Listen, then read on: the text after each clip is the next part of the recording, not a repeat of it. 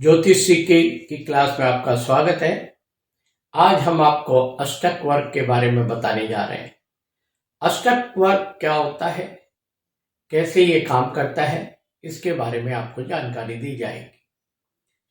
अष्टक का मतलब 8, यानी कि 7 ग्रह और लग्न आपका प्रत्येक भाव पर क्या प्रभाव डालता है वो आपको दर्शाता है। गोचर में जब ग्रह भ्रमण करते हैं, आपकी चंद्र राशि से किस किस राशि में जा रहे हैं, कितना शुभता प्रदान कर रहे हैं, कितने अशुभ हैं, उसके बारे में बताते हैं। परंतु हम आपको अष्टक वर्ग से और सूक्ष्मतम जानकारी देने के लिए उपस्थित हुए। आपने चैनल को सब्सक्राइब नहीं किया है तो चैनल को सब्सक्राइब जरूर करें। आइए कैसे हम पहले अष्टक वर्ग का बनाने का निर्माण किस प्रकार होता है उसके बारे में बताते हैं।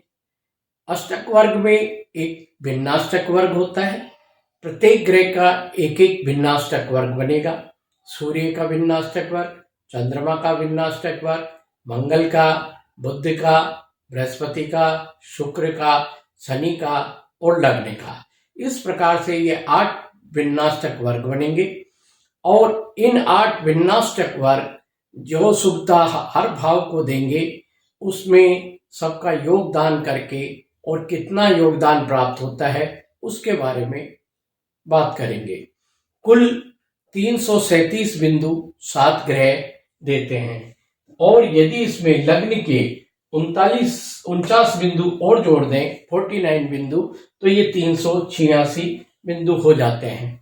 इन बिंदुओं के आधार पर ही हम भाव का आकलन करेंगे कि कौन सा भाव आपकी जिंदगी में अच्छा सुफल प्रदाता रहेगा, कौन सा कमजोर है, उसको किस प्रकार से आप भली करें उसके बारे में बताने जा रहे हैं। पहले हम सूर्य का भिन्नाष्टक वर्ग बनाते हैं।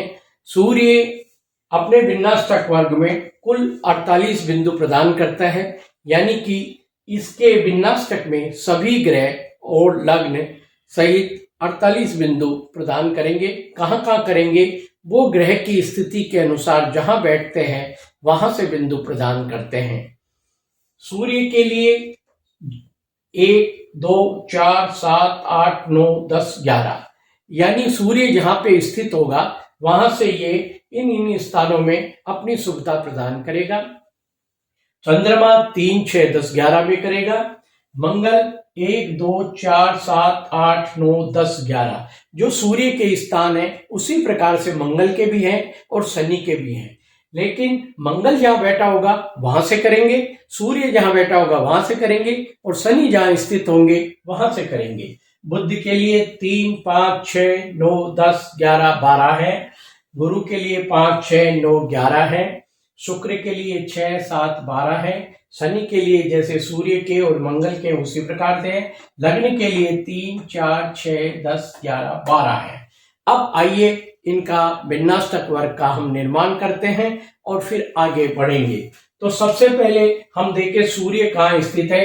हमारा सूर्य वृषभ राशि में स्थित है, तो हम यहाँ वृषभ राशि वाली जगह पे आ जाएंगे और इसको पहला स्थान मान के आगे बढ़ेंगे। तो सूर्य पहले स्थान में यानी कि यहाँ पे, फिर उससे आगे ये दूसरे भाव में, फिर चौथे भाव में, फिर आपके 7वें भाव में है, फिर 8वें में है, फिर 9वें में है, फिर 10वें में है और फिर 11वें में। तो इसलिए हमने देखा कि ये अपने 8 स्थानों पे सूर्य जहां स्थित है वहां से अपनी शुभता प्रदान कर रहे हैं। इसी प्रकार से चंद्रमा पे आए। चंद्रमा हमारी कुंडली में कर्क राशि में 6ठे भाव में है। 6ठे भाव को पहला भाव मान के फिर आगे बढ़ेंगे तो तीसरे स्थान में अपनी शुभता प्रदान करेंगे। तो 1, 2, 3, फिर इसके बाद में 6ठे स्थान में 4, 5, 6, फिर आपके इसके बाद में 10वें स्थान में 7, 8, 9, 10 और फिर 11वें स्थान में। इस प्रकार से सूर्य और चंद्रमा ने दोनों ने मिलके अब तक बिंदु प्रदान किए हैं। तो यानी कि वृषभ राशि में 2 बिंदु हो गए और धनु में 2 हो गए, यानी कि ये भाव अभी तक अच्छे हो गए हैं। अब आइए मंगल को लेते हैं। मंगल से शुरू करते हैं। मंगल मेष राशि में तीसरे भाव में, तो वहां से गिनना शुरू करेंगे तो पहला है, दूसरा है, चौथा है, फिर आपके ये 7वां है, 8वां है, 9वां है, 10वां है और 11वां है। अब आप देखो धनु राशि में 3 हो गए हैं और वृषभ में भी 3 हो गए, यानी कि इनका दोनों भाव बली होते जा रहे हैं और दो दो के भी बिंदुओं का ज्यादा जगह पे आ गए, 4 जगह पे। अब आगे बढ़ते हैं, गुरु को बुध को लेते हैं। बुध हमारे वृषभ राशि में ही बैठे हैं, तो वृषभ राशि से ये है चौथे भाव में।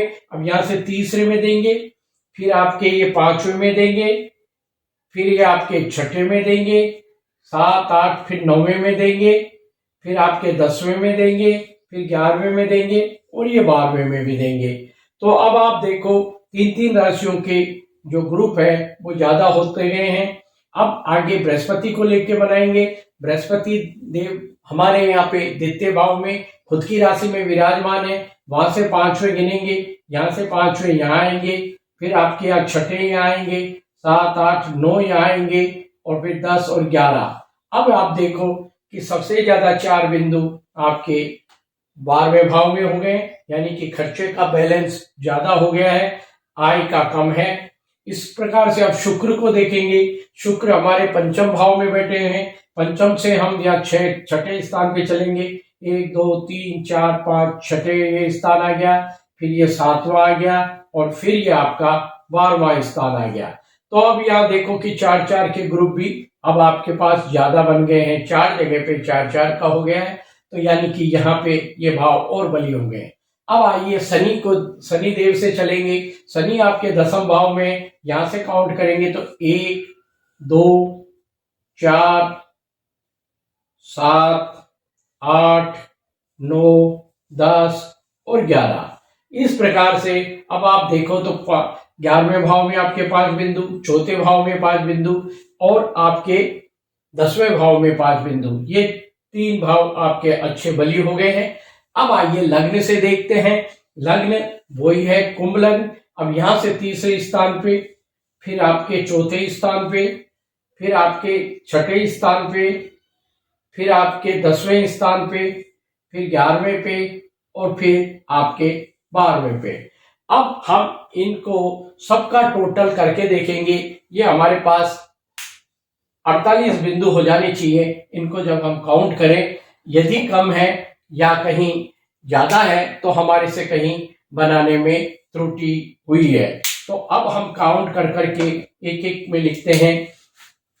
पहले लग्न में 4 बिंदु मिले हैं, मीन में 2 बिंदु मिले हैं, मेष में 4 बिंदु मिले हैं और आपके वृषभ में 6 बिंदु मिले हैं और मिथुन में आपके 2 बिंदु मिले हैं और कर्क में आपके 5 बिंदु मिले हैं, सिंह में आपके 3 बिंदु मिले हैं, कन्या में आपके 3 बिंदु प्राप्त हुए हैं, तुला में 2 और इसमें आपके 6 और इसमें भी 6 हैं आपके और इसमें 5।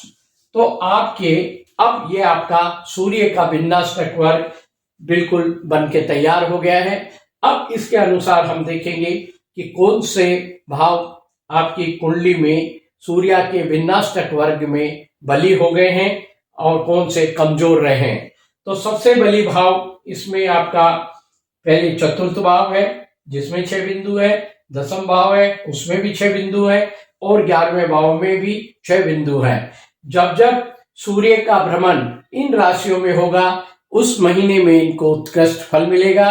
उस महीने में ये कोई भी शुभ कार्य करते हैं प्रारंभ तो इनको अच्छी सफलता मिलेगी, क्योंकि सूर्य का भ्रमण गोचरवश अच्छा रहेगा।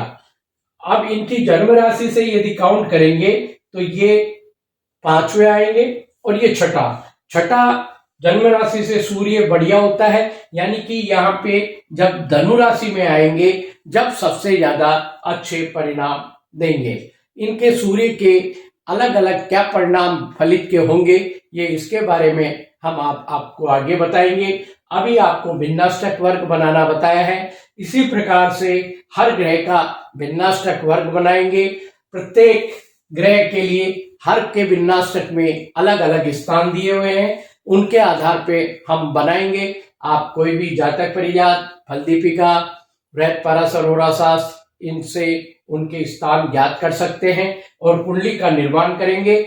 वहां पे वही स्थिति चलेगी, पर जहां पे चंद्रमा है वहां से चंद्रमा के स्थान जहां पे जिस तरह से ये 3, 6, 10, 11 दिए, तो अलग उन कुंडलियों में चंद्रमा के भिन्नाष्टक में, बुध के भिन्नाष्टक में इनके अलग अलग होंगे। लेकिन वहां पे चंद्रमा के 49 यानी 49 बिंदुओं का बनेगा, मंगल के लिए 39 बिंदुओं का बनेगा, बुध के लिए 54 बिंदुओं का बनेगा, बृहस्पति के लिए 56 बिंदुओं का बनेगा, शुक्र के लिए 52 बिंदुओं का बनेगा, शनि के लिए 39 बिंदुओं का बनेगा। इस प्रकार से एक एक भिन्नाष्टक बना के सभी भिन्नाष्टक वर्ग का, जैसे पहले भाव में 4 बिंदु होंगे तो मंगल में कितने हैं, इसी प्रकार से बुध में कितने, सबका टोटल करने के पश्चात यहाँ पे जो टोटल कर लेंगे सभी विन्यासक का, तो वो हमें बताएगा पूरी स्ट्रेंथ कि हर ग्रह ने कितने बिंदु प्रदान किए और आपका कौन सा भाव बली हो गया। उसके अनुसार ही आपके जीवन में उस भाव से संबंधित फल प्राप्त होंगे। ये आपको सूर्य का विन्यासक वर्ग बनाए। अभी तक आपने चैनल को सब्सक्राइब नहीं किया तो जरूर करें और ज्योतिष और वास्तु परामर्श हेतु संपर्क करें। नंबर आपको यहाँ दिए हुए हैं, फिर भी आप नोट कर लीजिए 9413418358।